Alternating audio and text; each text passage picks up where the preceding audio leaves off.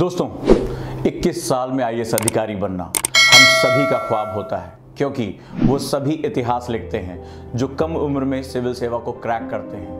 निश्चित रूप से ये हम सभी का सपना है, क्योंकि इसका सबसे बड़ा फायदा आपका जो सर्विस पीरियड होता है बहुत लंबा हो जाता है, आप देश के लिए एक धरोहर बन जाते हैं और निश्चित रूप से जो उसके उच्चतम पद हैं वहां तक पहुंचने की आपको संभावना हमेशा बनी रहती है। दोस्तों, लेकिन इसको पाने के लिए हमें क्या स्ट्रेटजी लगानी चाहिए, क्या हमें करना चाहिए और क्या हमारे तरीके हों, आज इस वीडियो में मैं इसी बारे में बात करने जा रहा हूँ। अगर आप 21 साल में देश का बेहतरीन अधिकारी, आईएएस ऑफिसर या आईपीएस ऑफिसर बनने का सपना देख रहे हैं और अपने आप को एक रोल मॉडल के रूप में स्थापित करना चाहते हो दोस्तों, तो उसका सबसे अच्छा तरीका है कि 17 से 18 वर्ष की उम्र जब आपकी होती है तभी से आप इस बात पर ध्यान लगाना शुरू कर दें कि आप आसानी से इसकी तैयारी में उतर जाएंगे और अपना जो व्यक्तित्व है इसी के अनुरूप बनाना शुरू कर देंगे। ये मैंने सही कहा दोस्तों, 17 से 18 जब आपकी एज हो जाए तभी से आप यूपीएससी के लिए बहुत संजीदा और बहुत ही सीरियस हो जाए, यानी आप जब 12th क्लास में हो तभी इसके बारे में थिंक करना शुरू कर दें। जो सबसे बड़ी ज़रूरत है वो ये है कि आप इसके सिलेबस को पढ़ें और समझें। सिलेबस आपका वो गाइडिंग फोर्स होता है जो आपको अंदर तक लेकर जाना है।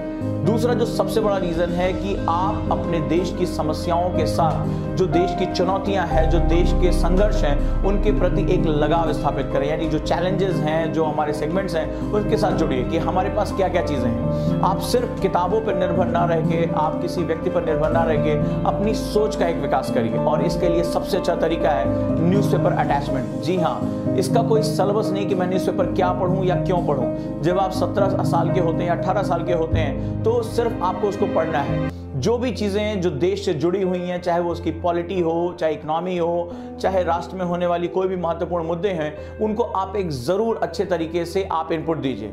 अखबारों में कई बार बहुत सी खबरें होती हैं, जैसे खेल खिलाड़ियों की खबरें, आप उनको स्किप कर सकते हैं। कहीं पर हत्या हुई, कहीं पर लूट हुई, आपको ये पता है कि ये मेरे सिलेबस से ज़्यादा रिलेटेड नहीं है, पर हाँ एडिटोरियल पार्ट जो देश के प्रमुख मुद्दे हैं इन पर आप अपनी एक विचारधारा बनाना शुरू कर दिए। इसके दो फायदे होंगे।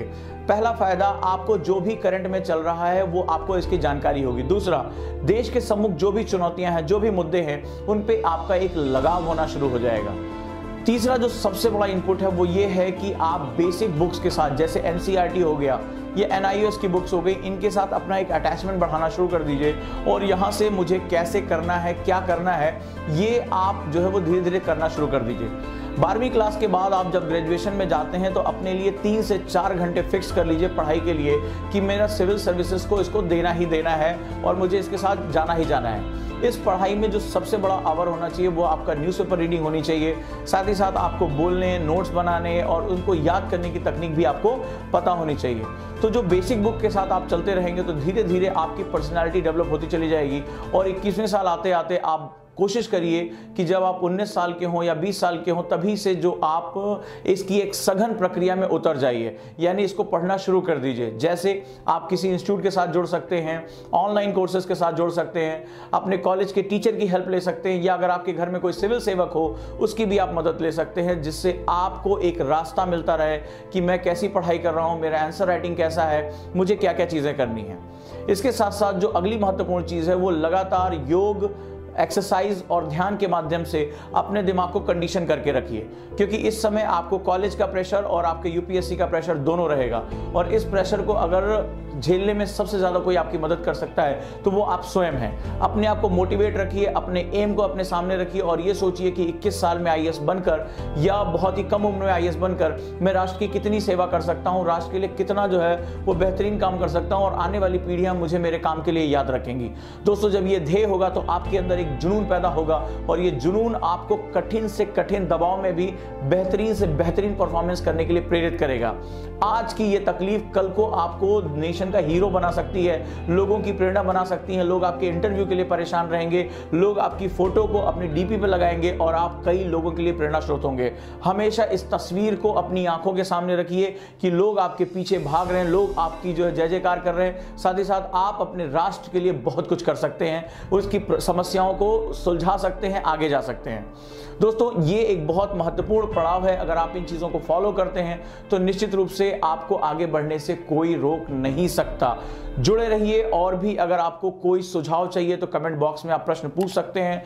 वीडियो कैसा लगा ज़रूर बताएं, और आगे बढ़ें, सशक्त रहें, और कोई दुनिया की ऐसी ताकत नहीं है जो आपको आपकी मंजिल पर पहुंचने से रोक सके। ये बात हमेशा सत्य रही है। बस विश्वास जो होता है, पहले यहां होता है फिर यहां होता है। इन दोनों को जोड़ दीजिए और अपने विश्वास के बीज को अपने इरादों की जमीन में गहरा बो दीजिए कि वो कल का एक मजबूत पेड़ हो, और दुनिया की कोई भी आंधी, कोई भी अविश्वास, लोगों का कुछ भी कहना, वो आपकी इस मजबूती को हिला ना सके। मैं आप में विश्वास करता हूं कि आप खुद में विश्वास करते हैं। अगर हां तो बढ़ चलते